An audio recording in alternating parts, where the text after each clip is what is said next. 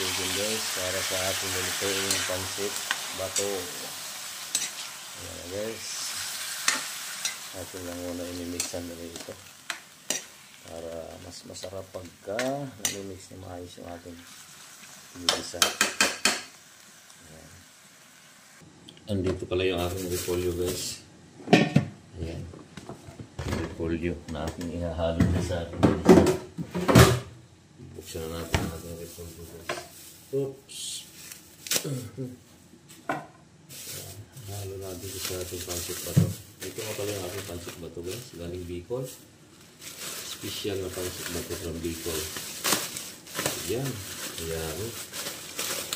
Ang ating kilo itong ating lutuin guys. Kilo. Special pansit bato from Bicol. Meron kasi kami kasama na pumunta ng Bicol. Yan ang dala niya. Pansit bato. Ito napakasarap yan guys. Tikman natin na may naluto na. Kumukulo-kulo na yung aking ginisang manok guys para sa pansit bato.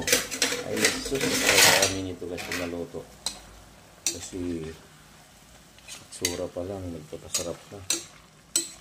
Sa itsura pa lang daw, masarapan ka na. Kasi yung aking pagkakaluto guys, guys.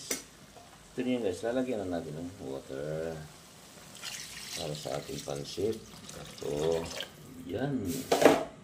Diba?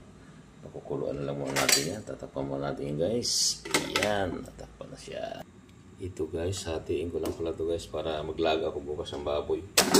Ito yung kalahati. Talagay ko na repolyo sa ayan, talagay ko dun sa pansit bato guys.